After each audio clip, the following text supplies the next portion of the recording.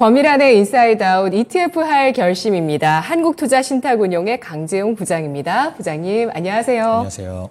네, 주간 ETF 시장 동향 살펴보겠습니다. 어떤 네. 이슈들 있었나요? 네, 최근 시장 동향 간단히 업데이트 드리도록 하겠습니다. 먼저 최근 들어 이제 미국 3대 지수 모두 이제 유가가 지속적으로 상승하는 부담이 있었고요. 또 경제 지표는 한편으로는 또 양호하게 나와서 인플레이션 우려가 좀 지속이 됐습니다. 그래서 지수들 전반적으로 약보합 마감을 했고요.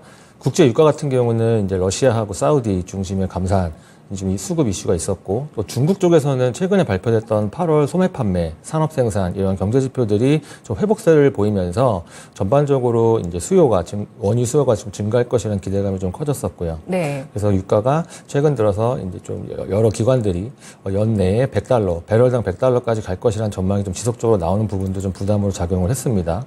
그래서 이번 주 이제 간밤에 있었던 FOMC를 앞두고서 인플레이션을 자극할 수 있는 요소들이 시장 내에서 지속적으로 좀 부각이 되면서 주가도 역시나 좀 경계 심리가 확대되는 모습이었고, 그래서 변동성도 좀 지속되는 모습이었고요. 이번 주는 이제 간밤에 미국을 비롯해서 뭐 일본, 중국, 영국 등에서 전반적으로 통화정책 회의가 좀 연이어서 열리는 좀 그런 정책적인 슈퍼 위크라고 보시면 될 것 같고요. 네. 간밤에 진행된 9월 FOMC 간략히 요약드리면 이제 시장 예상대로 금리 자체는 동결을 했습니다. 그래서 현재 수준인 이제 5.25에서 5.5%로 동결을 했는데, 코멘트에는 다소 조금은 변화가 좀 감지된 흐름을 보여서 시장에 부담으로 작용을 했고요. 지난 3월에 있었던 FOMC를 돌이켜보시면 이제 경기의 전반적인 연착륙 가능성에 대한 언급을 연준에서 했었는데, 이번에는 이제 견고한 확장이라는 좀 경기에 대한 평가를 상향 조정하는 모습을 좀 보였습니다. 네. 그러다 보니까 매파적 동결이라는 시장의 평가가 굉장히 많았었고요. 한편으로 또 점도표에 또 이제 시장에서의 좀 부담을 많이 가졌습니다. 그래서 점도표 상으로는 중간값이 올해 말에 기준금리 5.6%를 기록을 해서 한 차례 정도 올해 안에 기준금리가 더 인상될 수 있겠다라는 어떤 우려가 좀 대두가 되었고요. 내년에 예상금리에 대한 어떤 중간값도 지난 6월에 있었던 중간값보다 한 0.5%포인트 상승을 한 5.1%를 기록을 했습니다. 전반적으로 현재 수준의 고금리가 예상보다 길게 유지가 될 수 있는, 즉 이제 higher for longer에 대한 어떤 스탠스에 힘을 실어줘서 전반적으로 이제 기술주 위주의 위험자산이 간밤에 좀 조정을 많이 받았고요. 또 단기채 위주로 국채 금리가 또 상승을 했고, 달러화도 강세를 보이는 등 금융시장의 전반적인 어떤 부담으로 작용을 했습니다. 근데 한편으로 잘 생각해 보면은 이제 금리 동결 자체는 사실 시장에서 예상을 했던 부분이었고요. 경제 지표를 지켜보겠다라는 연준의 스탠스도 다시 한번 확인은 되었는데, 하반기로 갈수록 사실상 경제 지표가 더 많이 급격하게 좋아질 것이냐, 아니면 지금 수준에서 조금은 이제 쿨링 다운, 좀 둔화될 것이냐라는 어떤 의견은 지금 굉장히 상충을 하고 있습니다. 그 지표들에 대한 어떤 결과를 계속 확인하려는 심리는 강해질 것 같고요. 근데 이제 기존 입장과는 굉장히 다르게 이제 앞으로 굉장히 급격한 긴축으로 가겠다라는 인상은 이번에 발표에서 읽을 수는 없었어서 굉장히 시장이 이제 간밤에 있었던 코멘트를 조금은 민감한 심리 속에서 악재로 크게 받아들인 것 같고, 큰 조정이 장기화될 것이라는 시각에는 조금은 좀 경계할 필요는 있을 것 같습니다. 글로벌 ETF 업종별로 봤을 때는 이제 유틸리티나 경기 소비재, 금융 섹터들은 상승을 했고요. 반면에 IT나 산업재, 원자재 같은 경우는 또 약세를 마감을 했습니다. 테마 관련 ETF에서는 이제 우라늄, 마리화나, 은과 금 채굴 기업, 구리 채굴 기업, 원유가스, 글로벌 배당주, 이제 클린 에너지, 그리고 캐시카우 같은 테마 ETF들이 한 주간 강세를 보였습니다.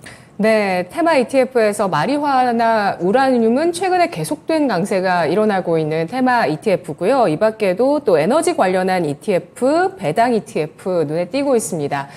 이렇게 미국 쪽에서는 금리와 또 경기 전망을 간밤 FOMC에서 확인할 수 있었는데요. 연준이 데이터 의존적으로 계속 확인하면서 대응하는 만큼 경제 지표의 민감도 높아질 수 있다라는 부분들 강조를 해주셨고, 중국 같은 경우는 뭐 여름에 좀 부진했나 싶었는데 다시 뭐 괜찮습니다. 네, 경기 부양책의 효과가 지표상으로 좀 반영이 되는 흐름이 관찰이 되는 것 같습니다. 네, 그러면서 이번 주에 또 중국의 LPR 금리도 동결이 됐고요. 그리고 또 중국의 상반기 경제 성장률은 좋습니다. 5.5%가 나왔었으니까요. 네. 그동안 우리가 많이 우려를 했었지만 경제 성장률 중국 쪽에서도 좋고요. 미국 경기도 탄탄합니다. 신규 상장 ETF 살펴보겠습니다. 어떤 쪽이 있을까요? 네, 이번 주 화요일이었던 9월 19일에 국내 증시에 3개의 ETF가 신규 상장돼서 간단히 소개해드리도록 하겠습니다. 전반적으로 이제 만기 채권형 1개하고 그다음에 해외 주식에 투자한 ETF 2개가 상장이 되었고요. 미래에셋 자산운용의 타이거 미국 캐시카우 100이라는 ETF가 상장이 되었는데 미국에 상장된 기업 중에서 시가총액이 크고 현금 흐름이 우수한 100개 종목에 투자하는 ETF입니다. 잉여 현금 흐름이라는 컨셉의 좀 ETF인데요. 기업의 어떤 재무 건전성이나 배당을 할 수 있는 여력을 확인할 수 있는 이제 펀더멘털 지표로 이제 프리 캐시플로우라고 하는 잉여 현금 흐름이 많이 좀 거론이 되는데 네. 이런 걸 활용함에 따라서 향후에 경기가 부진할 경우에 조금 더 좋은 성과를 낼 수 있는 방어적인 어떤 기업들을 선별하는 투자 전략으로 활용되는 ETF고요. 또 다른 이제 주식형 ETF는 이제 미래에셋 자산운용이 이번에도 상장한 타이거 일본 반도체 ETF입니다. 일본 상장 기업 중에서 반도체 관련 기업에 주로 투자를 하는데 반도체 소재 부품 장비, 소부장 기업에 주로 투자를 합니다.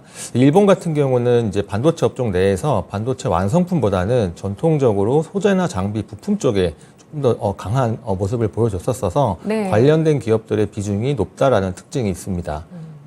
마지막은 이제 만기 채권형 ETF입니다. 그래서 하나 UBS 자산운용이 이번에 상장한 K탑 2508 회사채 액티브고요. 25년 8월 만기인 회사채에만 투자를 해서 만기까지 확정된 수익을 얻을 수 있게 설계된 전형적인 만기 채권형 ETF입니다. 네. 2025년 8월 만기면은 뭐 단기라고 보기는 또 어렵고 장기라고 보기도 어려운. 네, 대략 한 네. 2년이 좀 안 되는 만기라고 보시면 될 것 같아요. 그렇습니다. 신규 상장 ETF 가운데서 미국 캐시카우라든지 일본 반도체 소부장 굉장히 또 관심을 가질 만한 그런 분야의 ETF가 상장이 됐다고 보실 수가 있을 것 같은데요. 오늘 우라늄 가격 추이 차트도 좀 가지고 와주셨는데 네. 이것도 잠깐 볼까요? 네, 이 차트는 제가 이제 주식형 ETF 상위 5개 성과에 대한 말씀을 드리려고 가져왔고요. 예. 그러면 탑5 보면서 한번 살펴볼게요. 예. 그래서 아까 말씀드렸듯이 테마형 중에 우라늄이 최근 들어서 강세를 좀 보이고 있는데 우라늄 같은 경우는 원자력 발전의 주요 원료이기 때문에 원자력 발전의 기대감이 커지면 우라늄 가격도 조금 상승하는 흐름을 좀 보입니다. 그래서 제가 준비해온 차트를 보시면 최근에 우라늄 가격의 추이인데요. 이제 글로벌 주요 국가들의 원전에 대한 수요가 증가할 것이라는 기대감이 연이어서 나오면서 이 우라늄 가격도 이렇게 지속적으로 상승하는 흐름을 좀 보였습니다. 현재 같은 경우는 우라늄 가격이 파운드당 62달러까지 상승을 하면서 10년 내 최고치 수준이었던 작년 4월 수준까지 올라왔어요. 굉장히 좀 급격하게 상승을 하고 있고, 넷 제로라는 어떤 탈탄소화 움직임이 지속적으로 글로벌 주요 국가들에서 좀 나오면서 친환경 에너지원으로 가장 현실적인 대안이 이제 원자력 발전이다. 이런 지속적인 어떤 관심이 좀 받고 있고요. 우라늄 같은 경우는 주로 호주나 카자흐스탄, 캐나다에 중점적으로 좀 매장이 되어 있습니다. 그래서 원전 구축의 핵심 기술이 이제 원자로 설계 관련 기업도 이제 주로 북미에 상장이 되어 있는 상황이고요. 또 이제 유럽을 중심으로 해서 에너지의 어떤 자립, 러시아의 의존도를 좀 탈피하자 이런 좀 움직임도 있고 또 원자력 발전 확대를 이제 유럽 쪽에서 굉장히 강하게 기조를 갖고 있어서 우라늄 가격도 강세를 좀 이어가고 있는 흐름입니다. 또 최근에 미국도 그렇지만 전반적으로 글로벌 국가에서 노후된 원전을 대체하는 새로운 원전을 이제 어떤 건설하는 이런 수요도 좀 증가하고 있어서 전반적으로 이제 우라늄 채굴 업체 아니면 가공 업체 또 원전을 설계하거나 핵심 설비를 제작해서 공급하는 업체들 주식에 투자하는 전략도 최근에 들어서 좀 해외에서는 각광을 받고 있습니다. 네. 주간 글로벌 주식 ETF 수익률 상위 가운데서는 우라늄 관련 ETF가 거의 대부분을 차지했습니다. 이런 우라늄 가격이 10년 만에 고점 경신을 눈앞에 두고 있기 때문인데요. 이 가운데에서 탈탄소와 관련 기업 주식 ETF도 들어있네요. 이건 뭔가요? 네, 이거 같은 경우는 이제 클린 에너지 성격의 전략을 갖고 있다고 보시면 될 것 같고요. 전반적으로 이제 우라늄이나 원자력 발전 관련된 기업도 있지만 이제 풍력이라든지 뭐 해상 풍력 뭐 이런 쪽의 기업들 주식도 주로 투자를 하고 있습니다. 네, 우라늄에 대한 또 원전에 대한 전 세계적인 관심이 높아지고 있습니다. 이런 가운데 웨스팅하우스가 우리 한수원에 그 소송했던 것을 미국 법원에서 각하했었는데 이후에 또 웨스팅하우스가 이 각하에 대해서 다시 항고하겠다라는 방침을 발표를 해서 계속 소송을 이어나가겠다는 의지를 보였습니다. 관련해서 좀 체크를 해보시도록 하고요. 채권 ETF 보도록 하겠습니다. 연준이 일단은 내년도에 금리 인하에 대한 기대감을 꺾어버렸거든요. 네. 채권 투자가 조금 애매해졌을 수도 있는데 채권 관련한 ETF 한 주 동안 수익률은 어느 쪽에서 나왔을까요? 네, 말씀하신 대로 지난 한 주간 보면은 이제 간밤에 FOMC를 앞두고서 채권 시장도 조금은 경계 심리가 커졌고 금리 자체는 소폭 상향이 되었습니다. 그래서 채권 국채 금리가 상승한 영향에 따라서 전반적으로 채권형 ETF들도 성과가 그렇게 좋지는 않았었고요. 그 가운데서 위험도가 조금 높은데 이제 쿠폰 이자율이 높은 채권 위주로 강세를 좀 보였었어요. 그래서 뭐 선순위 대출 채권이나 아니면 이제 투자 등급, 투기 등급 회사채 같은 경우는 자본 손실이 조금 있어도 이자율이 높기 때문에 어느 정도 전반적인 성과가 좀 개선된 흐름을 좀 보였고요. 지금 보시면 보통 이제 채권형 같은 경우는 이제 주간으로 1%가 조금 넘는 여태까지 수익률을 좀 보였었는데 네. 지난주 같은 경우는 가장 좋았던 채권형 ETF가 0.66%의 주간 상승세를 좀 보여서 채권형 ETF 전반적으로 조금 하방 압력, 성과에 대한 하방 압력이 좀 강해졌다는 점도 아실 수 있습니다. 네. 채권, 금리가 굉장히 중요한 시장인데 금리의 정점 가능성을 보시고 채권 투자를 본격적으로 시작하신 분들은 지금 또 어떤 포지션을 취하시는 게 좋을까요?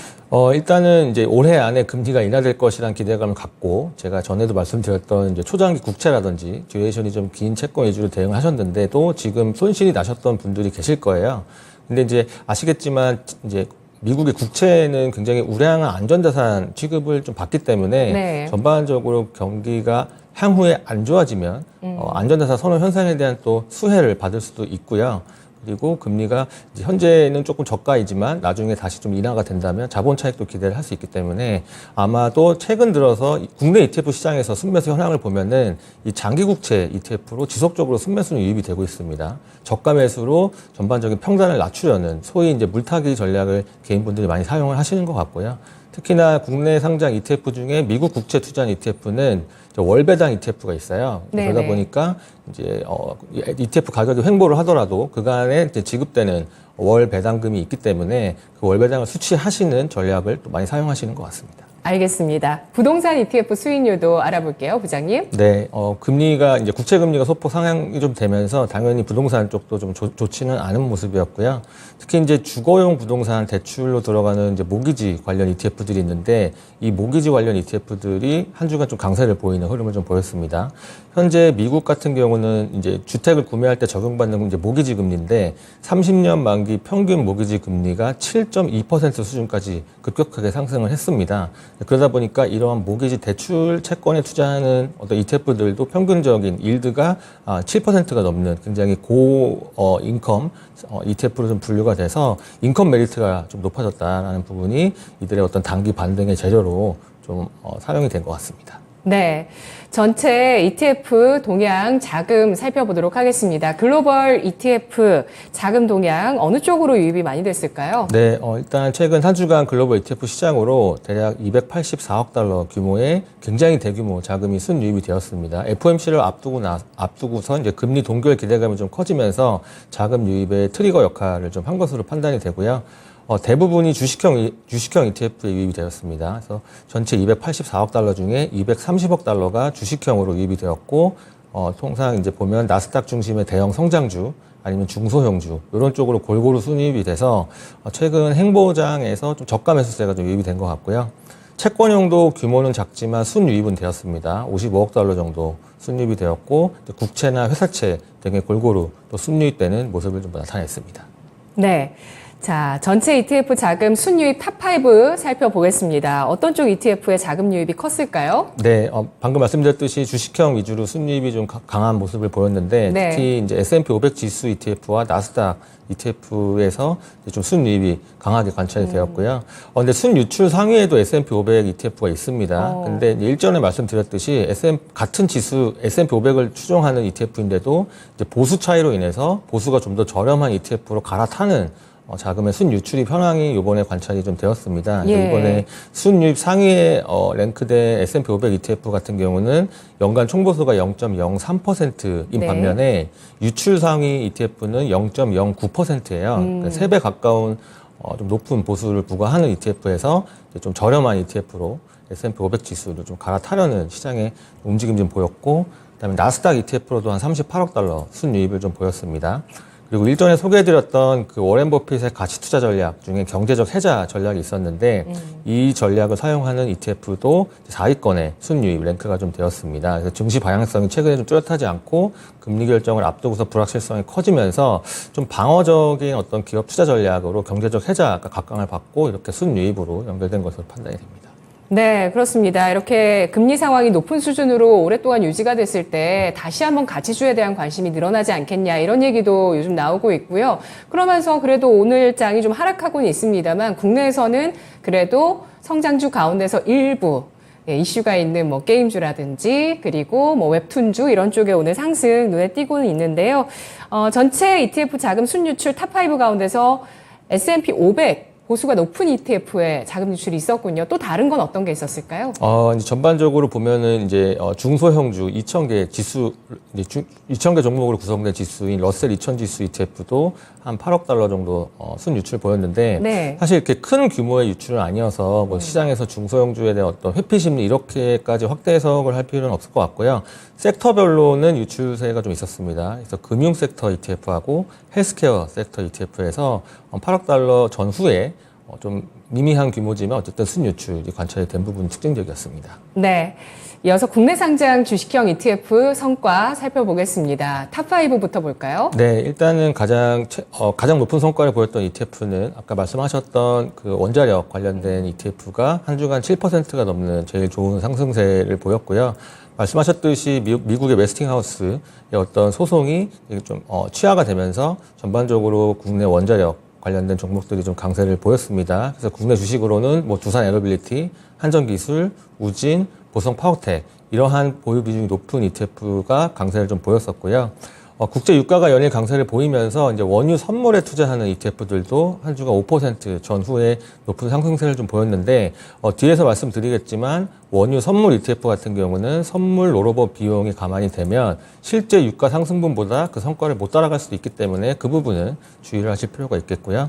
또 테슬라 밸류체인 ETF도 한 주가 4%대 높은 상승세를 좀 보였습니다. 최근에 테슬라 주가에 대한 미국 주요 기관들의 목표 주가 상향 움직임이 좀 지속적으로 나오면서 네. 전반적으로 테슬라에 대한 투자 심리가 개선된 흐름이 반영된 것으로 보입니다. 네, 슈퍼컴퓨터 도조에 대한 가치 주목을 하고 있죠.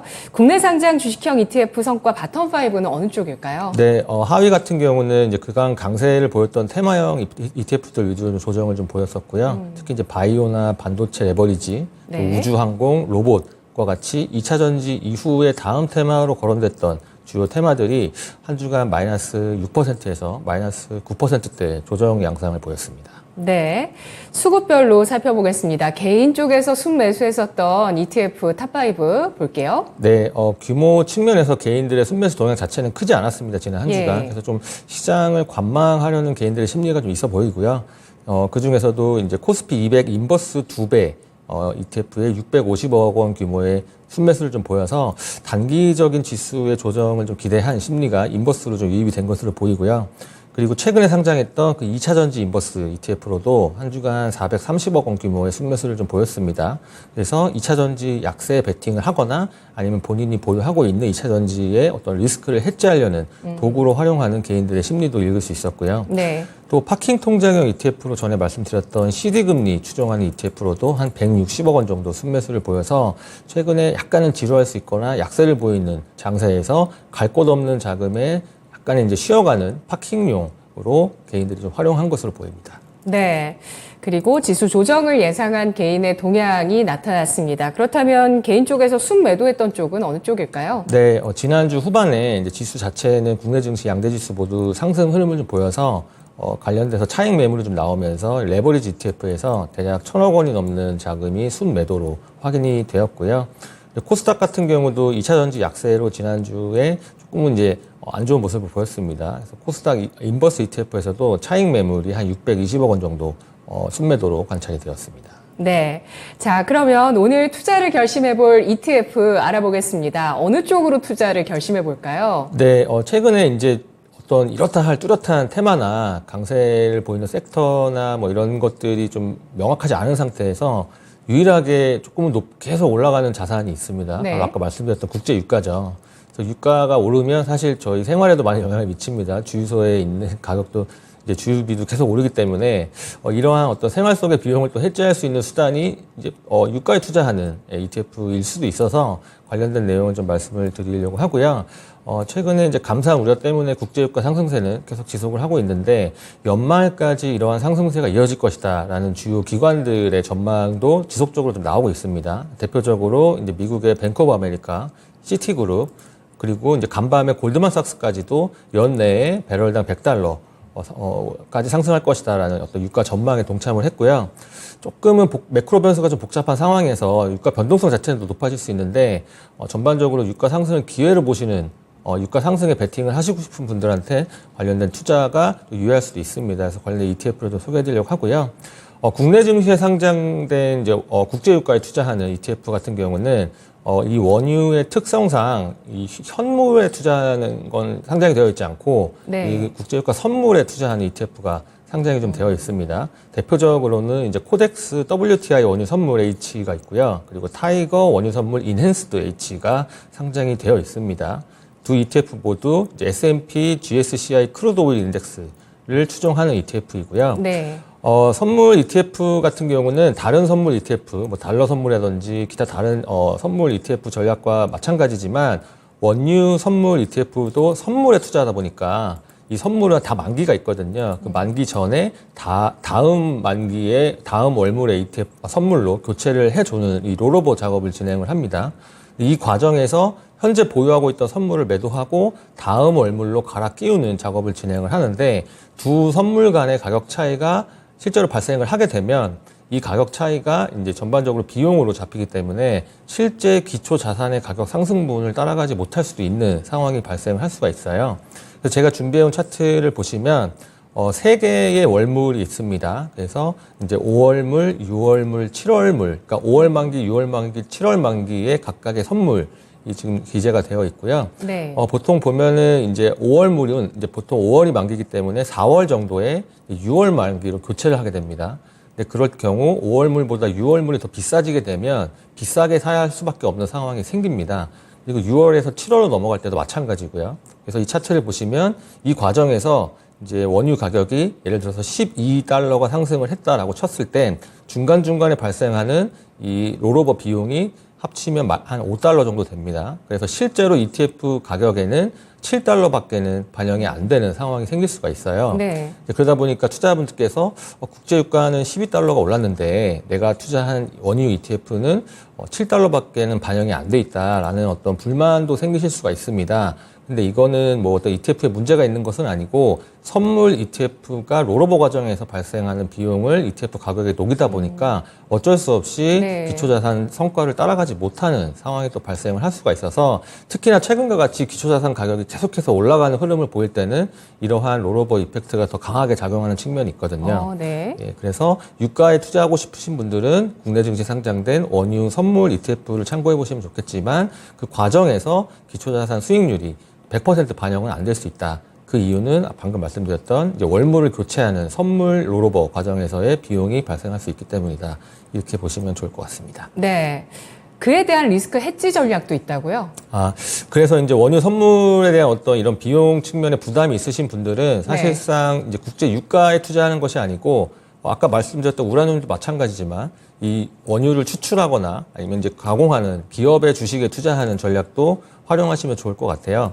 그래서 이런 그 원유 선물 롤오버 이펙트를 좀 피하고 싶으신 분들은 이제 원유 생산 기업 주식에 투자하는 ETF가 더 대안이 될 수 있고 그렇게 따지면 이제 국내 증시에 상장된 ETF 중에 KB 자산운용이 운영하는 이제 KB스타의 미국 S&P 원유 생산 기업 합성 H ETF가 상장이 되어 있습니다. 그래서 미국에 상장된 원유 생산 업체들 주로 이제 업스트림이라고 하는데 이 업스트림 기업도 주식에 주로 투자를 하기 때문에 이들의 주가는 사실상 국제 유가와 밀접한 상관관계를 보유를 하고 있기 때문에 전반적으로 유가가 상승한 흐름에서 이제 에너지 섹터나 이들 기업의 주가도 좋은 흐름을 보이는 측면이 있거든요.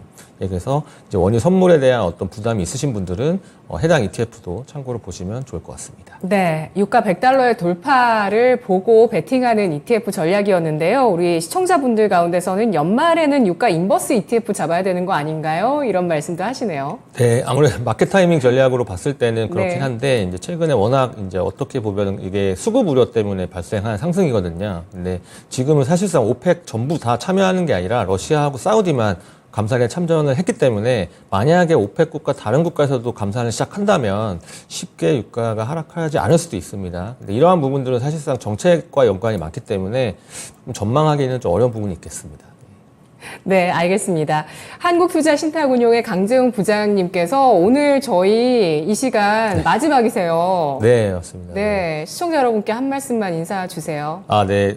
제가 한 몇 개월 동안 저희 주간 단위로 ETF에 대한 말씀 좀 드렸는데 아무래도 시청자분들께서 ETF에 대해 좀 더 친숙하게 느껴지실 수 있는 계기가 되었으면 하는 바람으로 진행을 했었고요. 앞으로도 뭐 저도 그렇지만 저희 한국투자신탁운용 에이스 ETF도 많은 관심과 성원 부탁드리고 저희 권미라 앵커님도 이제 건강하시고 좋은 방송 부탁드립니다. 네, 저희 ETFR 마지막 결심 슬프게 이렇게 자막이 나갔습니다. 네. 네, 한국투자신탁운용에서 우리 국민 여러분 연금 부자로 만들기 위해서 많은 프로젝트 하고 있는데 프로젝트 때문에 잠깐 떠나시는 거고요. 또 오실 거라고 믿겠습니다. 네, 부장님. 또 인사드리도록 하겠습니다. 네, 고맙습니다. 감사합니다.